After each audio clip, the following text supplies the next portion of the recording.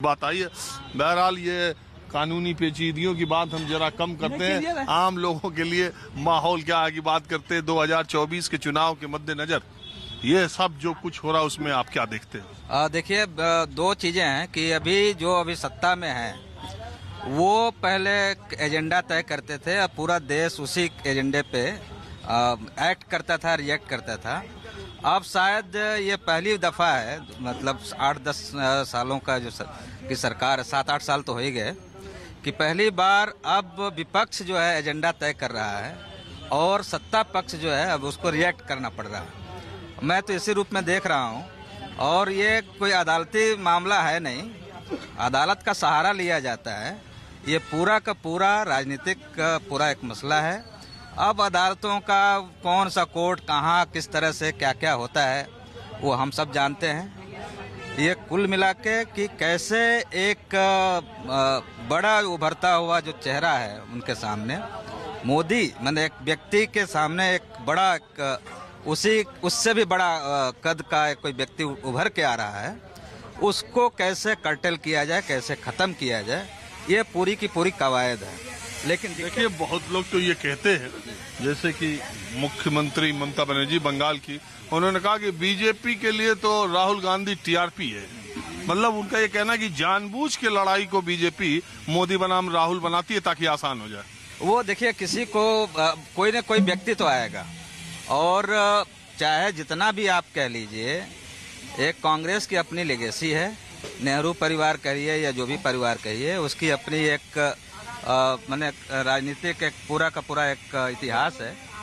और वो केवल इतिहास केवल इतना नहीं है कि लूटने खसोटने का नहीं है, एक पूरी एक वो सब लोगों ने शहादतें दी हैं, तमाम चीजें हुई हैं, तो किसी के कहने से कुछ नहीं। आप एक बात बताइए कि भारत जोड़ो यात्रा के बाद या 2019 के लोकसभा चुनाव से 23 तक में राहुल गांधी की छवि सुधरी है, बदली है, या जैसी थी वैसी है, या कुछ उतार चढ़ाव है? बहुत कुछ बदल गया है। पप्पू से लेके आज वो एक बड़ा मतलब खतरा है।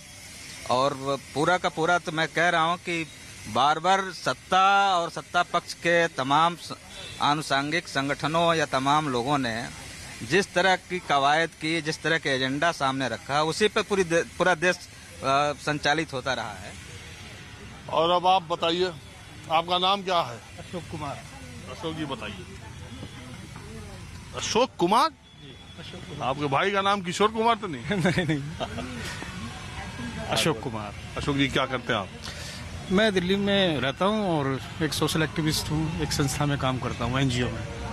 तो क्या विचार आपका, जो मैं सवाल पूछ रहा हूँ, 2024 की लड़ाई के लिए विपक्ष का जो माहौल बन रहा है, ये बनाया जा रहा है इस तरीके से, आपको पहली बात ये लगता है कि विपक्ष बीजेपी के खिलाफ एकजुट हो पाएगा? देखो, अभी जो राहुल गांधी की जो भारत जोड़ो यात्रा थी, उसका अच्छा इम्पैक्ट पड़ा है, काफी लोगों ने उसके साथ जुड़ाव किया है और एक संदेश भी अच्छा गया है।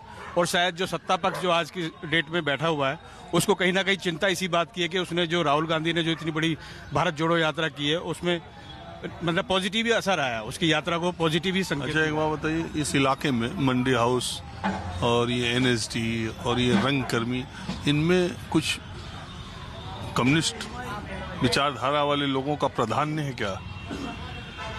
देखो, ऐसा समझने वाले लोग हैं, यहाँ सोचने समझने वाले लोग हैं। क्यों लोगों को बांधना चाहते हैं हम किसी उसमें फ्रेम में?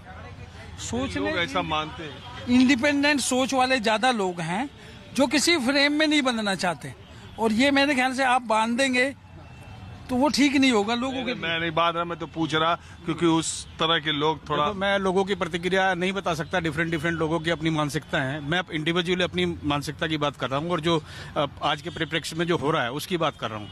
और मैंने उदाहरण दिया कि राहुल गांधी की जो भारत जोड़ो यात्रा थी, उसका अच्छा इम्पैक्ट पड़ा है लोगों पर, और आने वाले जो इलेक्शनों में उसकी असर भी दिखाई देगा, उसकी संख्या भी ज्यादा दिखाई। राहुल गांधी क्या प्रधानमंत्री नरेंद्र मोदी को 24 में टक्कर देने वाला चेहरा बन सकते हैं विपक्ष? नहीं, अकेले तो नहीं, लेकिन अगर गठबंधन होके ऐसा कुछ हो तो टक्कर दे सकते हैं। अकेले तो नहीं, कांग्रेस पार्टी इस स्थिति में तो नहीं है कि वो अकेले टक्कर दे, लेकिन जो मजबूत जो क्षेत्र पर अलग अलग राज्यों की जो सरकारें हैं, उनके जो नुमाइंदे हैं, अलग अलग क्षेत्र मतलब वो हैं, वो मिलकर अगर एक गठबंधन बनाए तो फिर चुनौती मिल सकती है, वैसे इसमें कोई बड़ी बात नहीं है। चलिए ठीक है, अब जरा मैं कुछ और लोगों से बात करता हूँ।